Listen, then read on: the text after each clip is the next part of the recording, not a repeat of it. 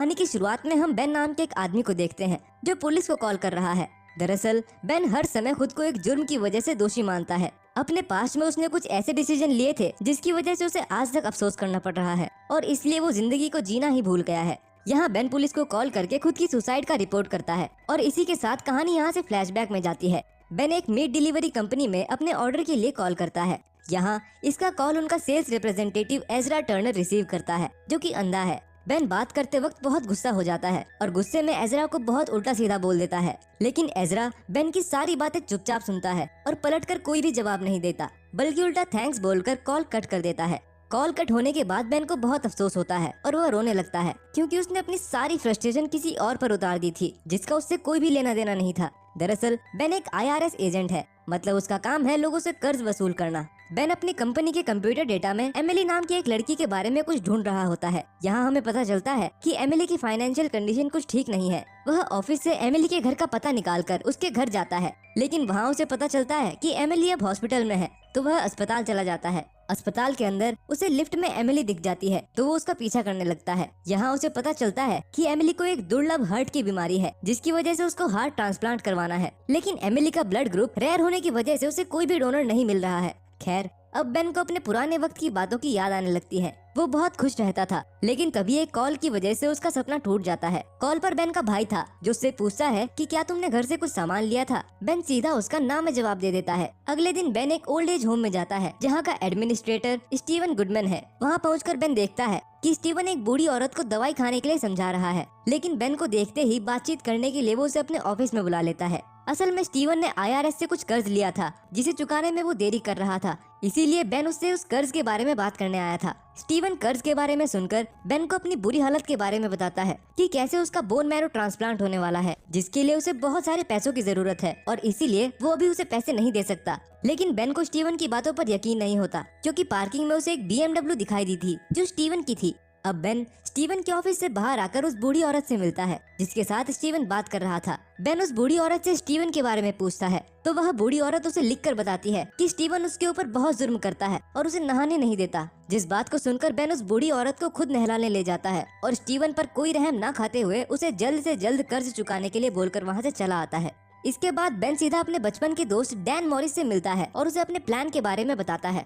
Dan Ben को यकीन दिलाता है कि समय आने पर वो उसके प्लान पर जरूर मदद करेगा। अब बेन उस हॉस्पिटल में जाता है जहां एमिली एडमिट थी। यहाँ एमिली जैसे ही बेन को देखती है उसे बेन पर शक होने लगता है, इसलिए वो बेन के पास आकर उसका पीछा ना करने के लिए बोलती है, लेकिन बेन एमिली को अपना कार्ड दिखाता है जिससे एमिली को यकीन हो जाता है कि ये एक IRS एजेंट है। एमिली ने भी IRS से कर्ज लिया हुआ था तो बेन उस कर्ज के बारे में बात करने आया था। एमिली बताती है कि वह अभी हॉस्पिटल से डिस्चार्ज हुई है तो अब उसके पास इतना पैसा नहीं है कि वो अपना कर्ज भी चुका पाए। बेन भी उसके ऊपर जोर ना डालते हुए उसे नो प्रॉब्लम कहकर चला जाता है। उस कमरे में जाकर वो एक न्यूज़पेपर देखता है जिसमें एक एक्सीडेंट में 7 लोगों की मौत की खबर होती है और यहाँ हमें पता चलता है कि उन 7 लोगों में सारा भी थी जो बेन की फियांसे थी। खैर, अगले दिन बेन एमिली के घर जाता है जहाँ एमिली उससे अच्छे से बात नहीं करती क्योंकि बेन उससे उसके कर्ज के बारे में बात करने आया था, लेकिन बेन उसके पीछे पीछे चलने लगता है, जिसके बाद एमिली उसे अपने घर में बुला लेती है। बेन एमिली को उसके कर्ज के बारे में बताता है और कर्ज चुकाने के लिए उसे 6 महीने का समय देता है। एमिली यह सुनकर खुश हो जाती है क्योंकि 6 महीने का समय उसके लिए अनएक्सपेक्टेड था। बेन वहाँ अपना कार्ड देकर वहाँ से चला जाता है। इसके बाद बेन अपने घर जाता है और वहाँ अपनी जेलीफिश के साथ साथ बाकी सारा सामान उस होटल के कमरे में शिफ्ट करा देता है, जहाँ उसका दोस्त डैन उससे मिलने आता है और उसे एक फॉर्म देता है जो कि किडनी डोनेशन का फॉर्म था। दरअसल बेन को अपनी किडनी डोनेट करनी थी, इसलिए उसने अपने दोस्त से इस फॉर्म को मंगवाया था ताकि किडनी डोनेशन की कागजी कार्यवाही पूरी हो सके। वह उस फॉर्म पर साइन करता है जिसको देखकर उसका दोस्त डैन थोड़ा भावुक हो जाता है और बेन से कहता है कि तुम जो काम कर रहे हो वो बहुत बहादुरी का काम है। खैर, अब अगले सीन में बेन जाकर एक महिला हॉली से मिलता है जो कि चाइल्ड एंड फैमिली सर्विसेज में काम करती थी। बेन उसे किसी की मदद करने की अपनी इच्छा बताता है तो हॉली कॉनी नाम की एक औरत के बारे में बताती है।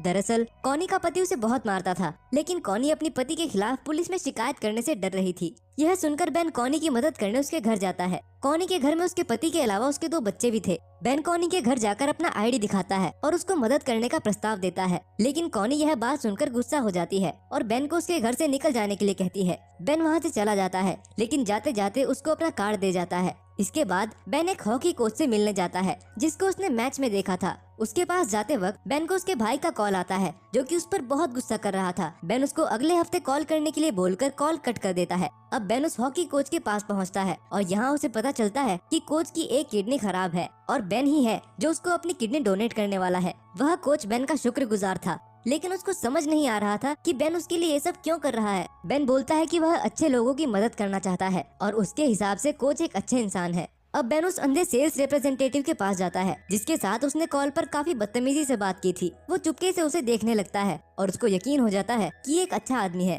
खैर, उसी रात एमिली बेन को कॉल करके बताती है कि सुबह उसके डॉग को घुमाते समय वो रास्ते में बेहोश हो गई थी और अब वो हॉस्पिटल में एडमिट है। यह बात सुनकर बेन हॉस्पिटल की ओर जाने लगता है और वो रास्ते में एमिली को एक कहानी सुनाने लगता है ताकि एमिली को अच्छा लगे। कहानी सुनते सुनते एमिली सो जाती है। सुबह जब उसकी आंख खुलती है तो वो बेन को अपने बिस्तर के पास पाती है। दरअसल बेन पूरी रात वहाँ था, तो एमिली इसके लिए उसे धन्यवाद करती है।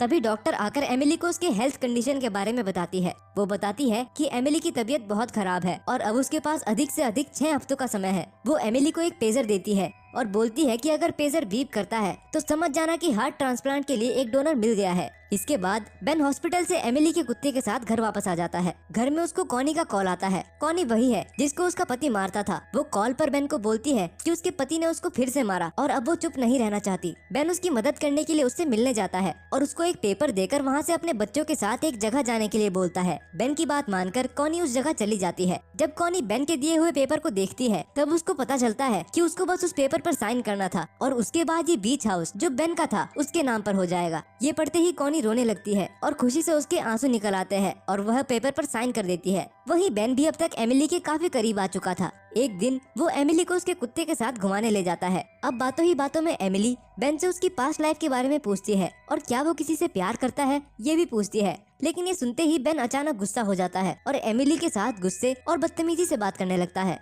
खैर, इसके बाद जब बेन को इस बात का रियलाइजेशन होता है तो वो अपनी इस हरकत के लिए शर्मिंदा होने लगता है और माफी के तौर पर एमिली के गार्डन को साफ करने लगता है। एमिली ये देखकर उसे माफ कर देती है और उसे अपने घर में बुला लेती है। एमिली पेशे से एक प्रिंटर थी जो मैरिज कार्ड प्रिंट करती थी। वो बेन को अपना स्टूडियो घुमाने ले जाती है जहाँ सभी मशीनों में खराबी आ गई थी। इनमें से एमिली की एक पसंदीदा मशीन थी जो कि पूरी तरह खराब हो चुकी थी। घूमने के दौरान एमिली बेन को अपने सपनों के बारे में बताती है, लेकिन वो जानती थी कि उसके पास अब ज्यादा समय नहीं बचा है। बेन एमिली की दिल की बात को समझ जाता है और रात में चुपके से आकर उस प्रिंटर मशीन को ठीक कर वहाँ से चला जाता है। बेन रोज की तरह अस्पताल जाता है और देखता है किसी को मदद की जरूरत है या नहीं। वहाँ उसे एक बीमार बच्चा दिखता है जिसको बोन मैरो की जरूरत थी, तो वो उसे खुद की बोन मैरो डोनेट कर देता है। अब जब बेन उस होटल रूम में था तब एमिली उसको फोन करके डिनर के लिए बुलाती है और बेन समय पर तैयार होकर उसके घर पहुंच जाता है। वो दोनों इस रात बहुत एंजॉय करते हैं, साथ खाना खाते हैं जो एमिली ने खुद बनाया था। वे डांस भी करते हैं। इसके बाद बेन एमिली को उसके स्टूडियो में ले जाता है जहां एमिली देखती है कि उसकी मशीन अब ठीक हो चुकी है,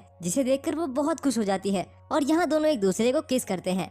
तब बेन को याद आता है कि वह एमिली के लिए एक गिफ्ट लाया था जो उसकी कार में ही रह गया है। वो गिफ्ट लेने के लिए कार के पास जाता है, लेकिन वहाँ उसको अपना भाई मिलता है जो कि बेन पर बहुत गुस्सा था। और यहाँ हमें पता चलता है कि हम अब तक जिसको बेन समझते हुए आए थे उसका असली नाम टिम है और उसके भाई का नाम बेन था। टिम कोई भी एजेंट नहीं था बल्कि उसका भाई बेन एजेंट था और टिम अब तक बेन का नाम यूज करके खुद को IRS एजेंट बोल रहा था। टिम अपने भाई को देखकर उसे सब कुछ सच बताने का वादा करता है और अभी उससे थोड़ा टाइम मांगता है। यह बोलकर वह एमिली के पास चला जाता है और अपने प्यार का इजहार करता है और यहाँ वे दोनों इंटीमेट होने लगते हैं। बेन मतलब टिम अब एमिली को खुद से भी ज्यादा प्यार करने लगा था, इसलिए वह एमिली को अब हर हाल में बचाना चाहता था। वो जाकर पहले एमिली के डॉक्टर से मिलता है और उससे पूछता है कि क्या हमें अभी कोई हार्ट डोनर मिल सकता है। डॉक्टर उसे साफ साफ बोल देती है कि इसका चांस बहुत कम है। यह सुनकर टिम अपने दोस्त डैन को कॉल करता है और उसे प्लान फॉलो करने के लिए कहता है, जिसको सुनकर डैन रोने लगता है। टिम वापस एजरा को कॉल करता है और उससे पहले की बातों के लिए माफी मांगता है और बोलता है कि वो उसके लिए एक गिफ्ट छोड़कर आया है। ये बोलकर वो अपने बाथ टब को आइस से भर देता है और पुलिस को कॉल करके खुद के सुसाइड की शिकायत करता है।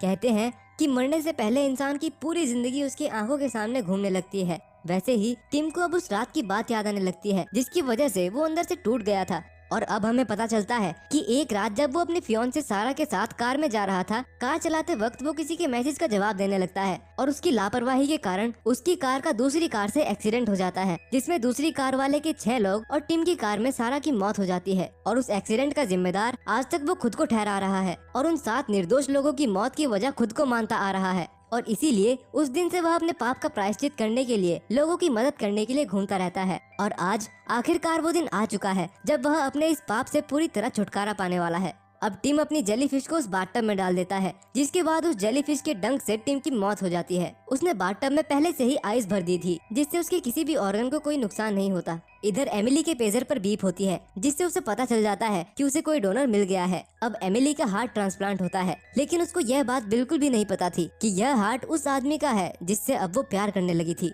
टिम का दोस्त डैन और उसका भाई दोनों बहुत दुखी होते हैं। टिम अपने उस पाप के प्रायश्चित में 7 लोगों की मदद करना चाहता था, और जिन जिन लोगों की भी उसने मदद की वो उन सभी के लिए एक एक पत्र छोड़कर गया था। बेन एमिली को मिलकर टिम के बारे में सब सच बताता है, और ये भी बताता है कि टिम ने अपना सबसे पहला ऑर्गन बेन को ही डोनेट किया था।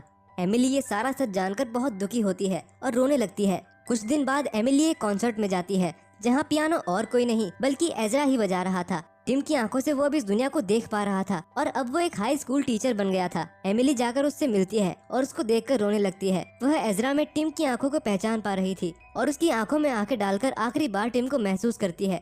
एजरा यह देखकर सब समझ जाता है और वह एमिली को एक हग करता है ताकि उसका दर्द थोड़ा कम हो सके। टिम ने यहाँ अपनी जान देकर कई लोगों को जीवन दान दिया था। हकीकत में ऐसा कर पाना शायद बहुत मुश्किल है, और यही होता है इस शानदार कहानी का दी एंड। तो दोस्तों